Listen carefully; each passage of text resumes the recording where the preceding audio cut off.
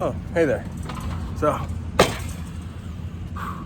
after a hard morning at work, you just need a nice cold beer. So, let's grab one, shall we? Welcome to Big Papa's Daytime Drinking Show.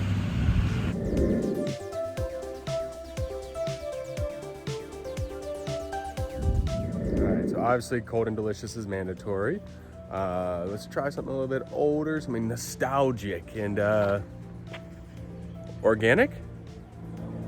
I know exactly where we're gonna go. Let me go shower and I'll meet you there.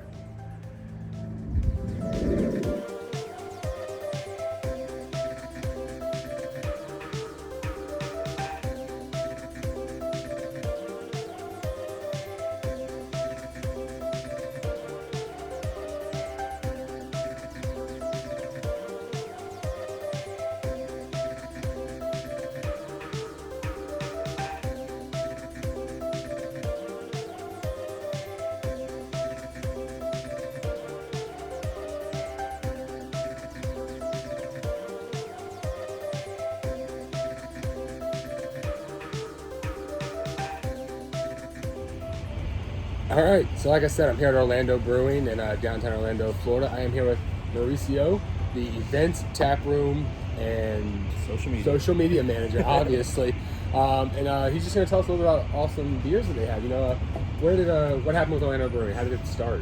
Well, they used to be they made caps for certain products, so they were called Liquid Bread. And there was a bunch of partners. And then they started, they decided they wanted to make a brewery pretty much. John had been a home brewer for years. Okay. He was actually one of the founding members of the Home Brewers Association in Florida, and eventually the first president of the Brewers Guild. Wow. So there's a lot of history with that, yeah. So he partnered up with Ed Canty. He passed away last year. Yeah. But he came over from Denver, he brought all his expertise and pretty much put this place on the ground. We didn't start out here though. Okay. We were in Huey. And then they eminent domained us. The government told us to get out. Give us some money. Which, if you're familiar with their beers, they actually have a beer called Eminent Domain. Which is my personal favorite one, actually. Not only because of the name, it's just a good beer. Yeah. But yeah, pretty much we ended up going to here after that. They had to build the South Street exit. So that's the reason why it happened. We've been here ever since brewing organic beer. I was going to say, yeah, organic beer. There's something special about this brewery that no other brewery in the Florida or the Southeast market can claim, and that would be organic. Yeah, 100% organic from start to finish. He was just telling me the closest organic breweries in Madison, Wisconsin, or Boulder, Colorado. Yeah, so Asher Brewing in Colorado, and then Giant Jones in Wisconsin. Yeah, so that's a huge deal. So I mean, especially if you're health conscious or really caring about the environment and the processes that go into the beers, Orlando Brewing's got great products that are just organic from start to finish. They don't cut corners or anything like that. So yeah, as you guys can see, also next I have this beautiful flight, as always, this great rainbow of beers, as I like to refer to it. So yeah, can you walk us through these? Starting off with so the blonde one's the original. That's what started everything. We haven't changed the name of it. It's just the organic blonde ale. Yeah. Simple, straightforward. You know what you're drinking when you get it. You're gonna get a light, refreshing beer. Easy, drink it, easy on the palate, not offensive in any way. It's just a beer for everybody, really. I mean, if it ain't broke, don't fix it. Exactly. Right? We haven't changed the recipe on it because there's no need. It's just like you said. There's nothing wrong with it. It's just a nice, clean, simple blonde ale. You get all the flavors you expect, and it's not even organic, so it's going to taste different. It's going to taste. It's going to taste like it should. You can't taste the difference, honestly. But I feel better somehow from drinking these beers. Well, one other cool thing that we do here is we follow the Reinheitsgebot, the German purity law. Yeah, so all the beers you're drinking right now follow that rule. Yeah, and again, that's the 4 ingredients period: water, malt, hops, and yeast. Anything else is not conformed. So that's even cool. I didn't know that. I just found that out right now with you guys. We do have Violator series. I'm drinking one right now. This is a personal concoction of mine. Yeah. And off camera that you guys can't see, I'm also violating it with the Girl Stout over here. That was one of the first ones, actually, and that was because of John's daughter that kept on pushing it. So she's like, we need to make a cool beer that stays away from that law, and they put, they did a whole series. They made a lot, and then they kind of just kept on making the Girl Stout. Yeah, so this is Girl Stout. I'll give you a hint based off its color and what it looks like, what it is. the best Girl Scout cookie out there that everybody loves. The Thin Mint, obvious. I don't know if I can even say that. The chocolate mint cookie that they produce. There you go. All right, so moving on from the blonde, we have the Right on Red, which I found out from a lot of people isn't very common in other states. Evidently, Florida is one of the states. Don't go to Connecticut and try that. You will get arrested. But yeah, I mean, it's an homage to the fact that we can turn right on red, and if you stay behind a cop, he will yell at you and be like, "Hey, turn." I've seen it happen. So. Oh yeah, all the time, and you get the horn honking and everything like that. You're even sitting on a red light. Even with the don't turn arrows, they still do that. So of course, red ale, very similar to an amber ale, amber lager, that style. That family. Yeah, because that's not. There's a lot of controversy about red ales actually being recognized as styles of their own, which I personally think it's different than an amber, so it should be recognized 100%. Right. And well, it's like the whole like our porter stouts, our stouts porters, and the answer is yes. Yes, correct. Yeah, because as we discussed before, porters were made by mistake by overcooking the malts, and they said, "Oh well, this is still a good beer. Let's drink this." So stout is short for porter stout. Yeah. But did they overcook the stout, or did they just undercook the porter? Well, as far as I know, too, I read a lot of places that it's a state boundary. So Ireland and England, English porters, Irish stouts. Yeah. So that's interesting. Okay. Yeah, that's what I read at least in the beer Bible, and then like a couple other places. So I guess it just depends. Nowadays, people argue like specific styles, but people argue about anything now. You're gonna find a reason to call something different. I just drink. So the Right on the Red ale, and of course just an ode to Florida and their crazy driving laws. If you ever driven in Florida, you know what it's like. It's where merge is a challenge rather than an opportunity. Sure. All right, next up, one of my favorite styles, brown ale, O-Town Brown. Obviously, O-Town, Orlando. We got to represent. We got the name. We're very proud to have the name. We actually got a letter today from Buddy Dyer saying congratulations on 15 years. A couple days late, but yeah. Speaking of, by the time this post, last week was their 15-year anniversary, which is huge. As you guys know, with the craft beer market, breweries popping up every other day, every other year, and also folding same year, a year or two later. This company, not only as a brewery, but as an organic brewery, has been able to open and maintain for 15 years, which was even before the craft beer scene was a big thing. Yeah. And they were one of the big innovators in Central Florida brewing in general. Yeah, we were the first. We were the fifth in all of Florida. Wow. Kind of like Yingling, Dunedin, Tampa Bay. Yeah. I can't remember the other one, but Anheuser-Busch. Yeah, so fifth in all of Florida, first in Central Florida, and they're also now the longest in Central Florida because they're still going. Yes, O-Town, throw it up to the 407. There you go. And we make a great bourbon version of it at Bosphorus. Yeah.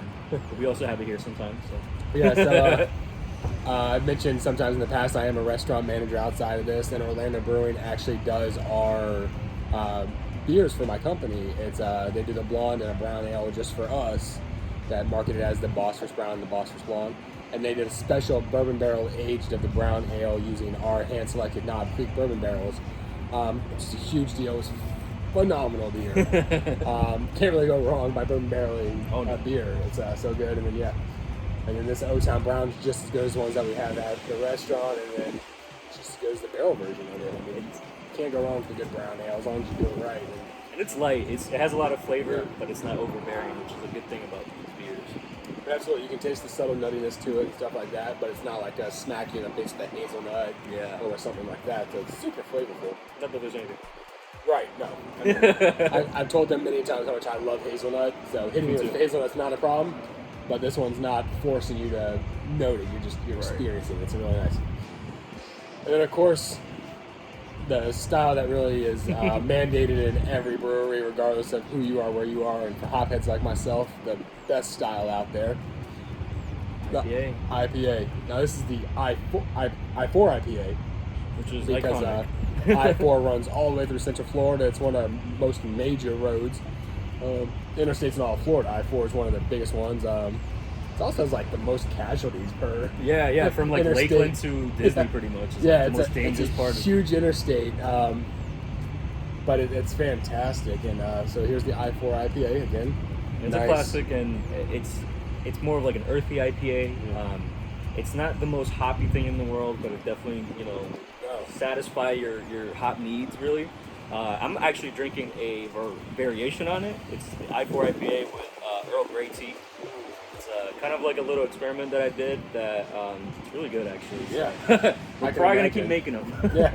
So, yeah, like you said, for those people that want to experience IPAs, but you're not a hophead, you don't like chewing on hops, this is a beautiful beer because it gives you all of the flavor profiles and expectations of an IPA without being that chewing on the clove itself. Beautiful flavor, just very, very simple IPA, but it's one of those things that when you do the beer right, you don't have to complicate it. Right. It ain't broke, don't fix it. Exactly. And of course, it's a lot easier to drink than to drive it. You should never do both. Correct. As always, we always encourage you to drink responsibly and don't be dumb, don't drink and drive. There's so many platforms out there these days, there's no reason to. You got Uber, you got Lyft. You got scooters. Scooters. You got your friend, hey, I did a thing, come get me, Your parents, anybody. Yeah, anybody. Don't be dumb. There's so many other options. Sleep in your car. Don't be stupid. Now, I was noticing from signs all over the brewery, there are 2 propositions currently going through government. Oh, yeah. That you guys are huge into, and what are those exactly? So pretty much to summarize everything, it's to self-distribute. Right now there's a 3-tier system in place, which means that we make the beer, we need somebody else to take it to and from, and then there's the buyer or the supplier, pretty much. So right now, the way that it would work, like let's use Bosphorus for example, you need to call FTC instead of us directly. Right. Which kind of puts a hindrance on when you're going to get the beer, how fresh it's going to be. It sticks that middleman in there that I can't just call him and say, hey, I need 2 kegs of this, 1 keg of this. Instead, I got to call a distributor, say, here's my order, and then hopefully they have some in-house. Yep. Hopefully they get it to me when I need it. Instead of me just driving down the road picking up a couple kegs, there's a third party that not only makes money off of them, but makes money off of us from markups and everything like that.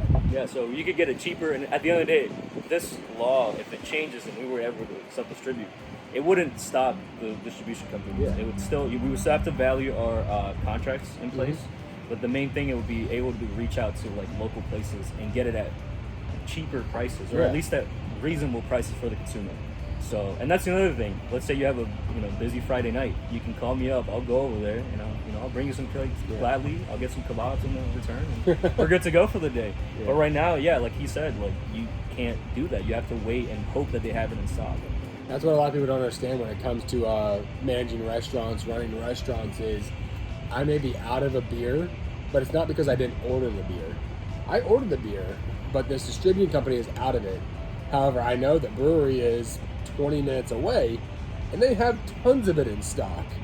However, I can't, if I were just to come pick it up from the brewery and take it to the restaurant, I could be fined, I could lose my liquor license, and all kinds of stuff like that. And I mean, honestly, he just educated me about this whole bill prior to hitting the record button, and it's a huge deal, and I'm totally in favor of this. Like I said, it benefits everybody at the end of the day. There's a limit, so there's a cap. Big companies still have to use distributors and all that stuff. But at the end of the day, it's like, who's gonna know our beer better than us? Yeah. We don't need that third party to mandate what we can and can't sell. And at the end of the day, if you want fresh beer at a reasonable price for everybody, that's the way to go, in my opinion. Yeah, I mean, it gives me the option of also like your one-offs and stuff like that. Yeah. I can be like, oh, I know you just dropped this beer this week. Do you have a spare keg I can pick up and offer? Not only helping me offer great beer, but helping this brewery get their name out there more and being like, okay, because I'm sorry, I'm going off on a little tangent here. if you're in the Central Florida market and you're familiar with Orlando Brewing, you know these 4 beers, maybe 2-3 others. Yeah. If you're going to restaurants, you know these, and that's a lot because the distributor's like, these are what we're going to pick up, these are what we need you to keep making, this is what we're going to sell. However, I would love the opportunity to sell this. I'd love to sell that. But that's not what the distributor carries, so it's just not on the market. And it's that issue for a lot of breweries, is they're not able to just sell whatever they want, because it's what the distributor thinks will sell, it's what the brewery can guarantee they can make enough of for the distributor's market, and stuff like that, where I'd rather be like, hey, I want to come pick up a keg of thin stout. You have me in? All right, you got it? Cool. I'll be there tomorrow. Yeah. I'll pick it up. We'll be good to go. Yeah, pretty much. And it's the only alcohol that's regulated like that. Yeah. Wine is not, liquor is not even. So it's like, why is beer being held back? Especially And the main driving force behind it is after the pandemic when we had zero income, literally.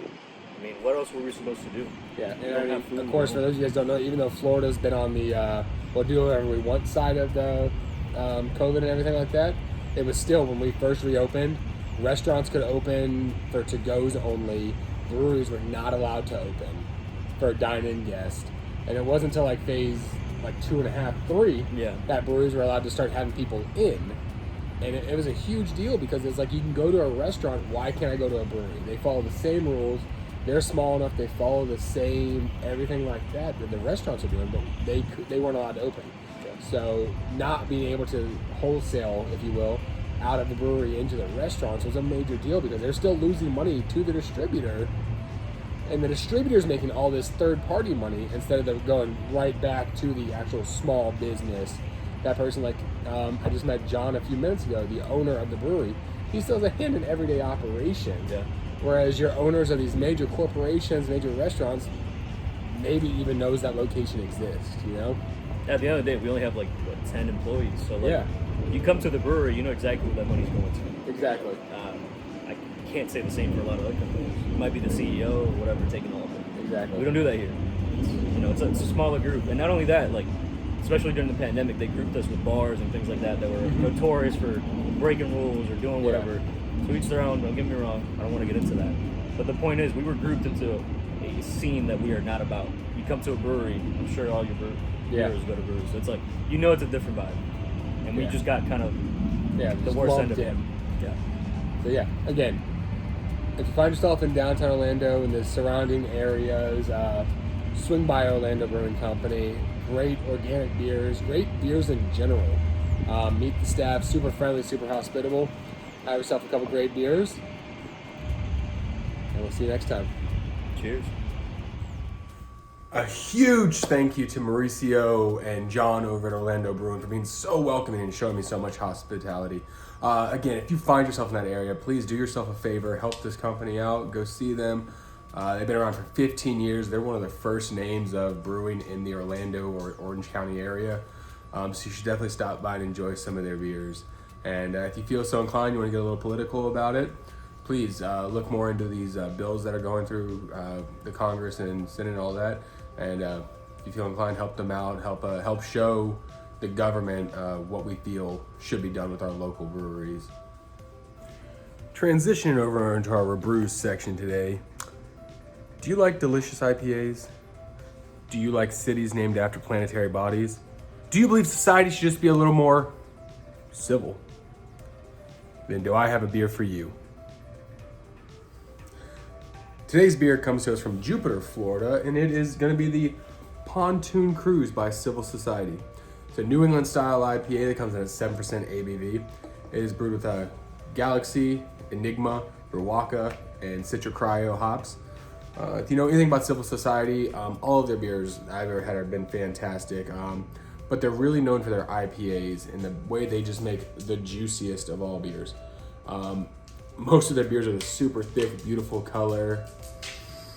Just tons of citrus throughout it. Their one beer pulp is just a total juice bomb. And this one looks to be the exact same as far as that heavy citrus forward, full flavored, full bodied beer. And let's give it a little try.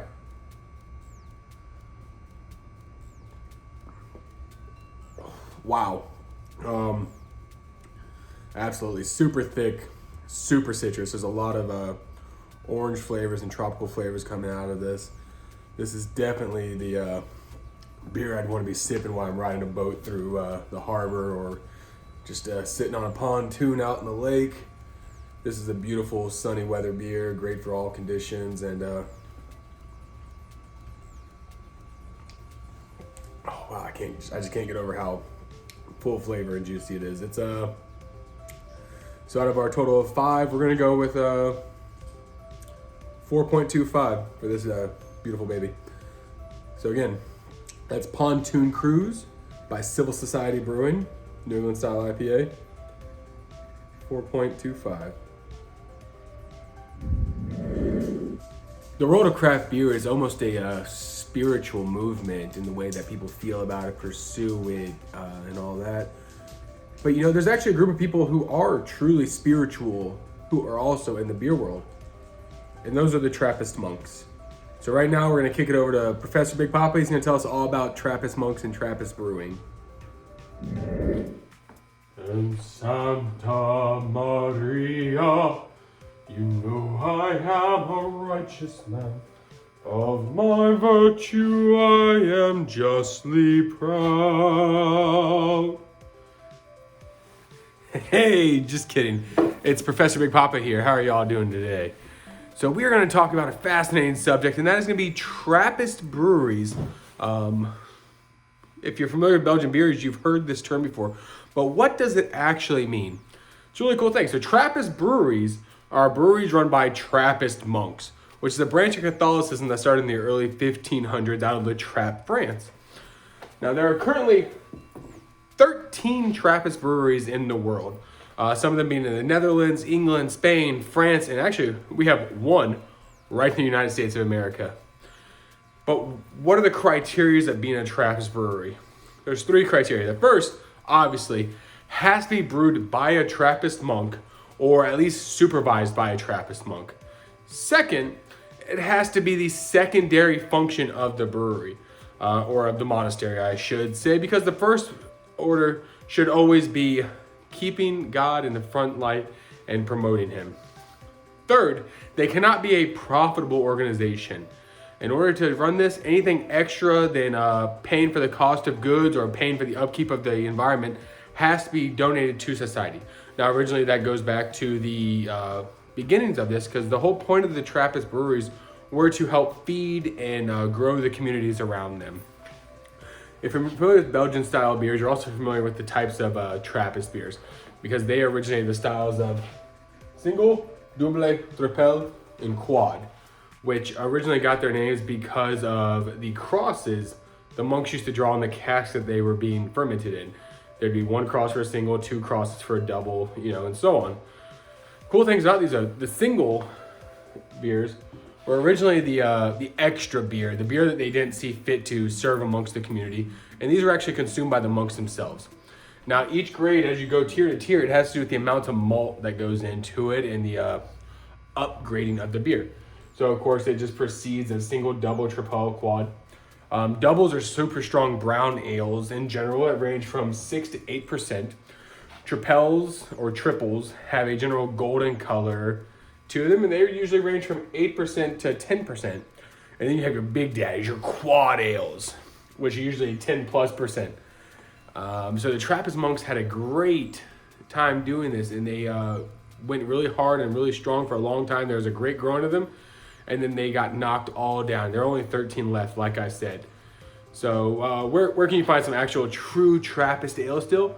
You have brewers like Le Trappe, Roquefort, or even Chimay, which you can pretty much find anywhere. Chimay has their rouge, their gold, their white, their red, and actually each one of their colors signifies which of these single, double, quad, or triple they are. So, if you can find a Trappist monk, enjoy their beers because they work really hard and you get great holy product from it. Almost gives you a new appreciation for religion, doesn't it? I know I personally feel like saying a couple Our Fathers and Hail Marys after that. And I could really use a little bit of Serenity. Actually, how about 16 ounces of Serenity right down my throat? Let's do this. It's time for Big Papa Chugs.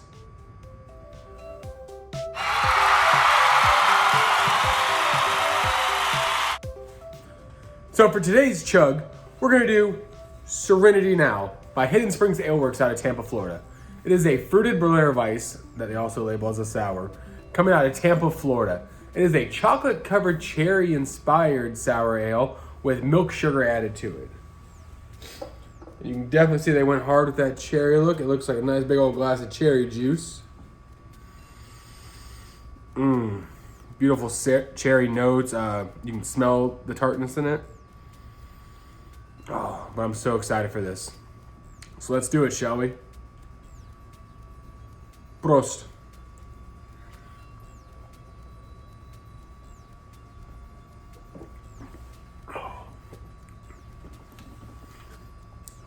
Ooh, Our Father who art in heaven, that is a good beer. Wow. So much flavor. All of that cherry and that chocolate coming crashing down all together. And it tastes just like a one of those little Queen Anne things, the little chairs with the chocolate surrounding them. And it's just so much. Very sweet, but also sour at the same time. So a great combination blending the two. And wow, that was just great job, Hidden Ale Works. That was just a fantastic beer all around. If you haven't had a lot of their beers before, please do yourself a favor. Find it. Personally, from Hidden Ale Works, my personal favorite is Sexual Manatee, which is a phenomenal sour that they also do. But this one right here, Serenity Now, if you can find it, go get it. Well, looks like the sun's setting and the rain's coming in, so please like, comment, subscribe. Let's keep giving you guys some great beers that you all come to know and love. And let's do this thing. Until next time, keep on chugging.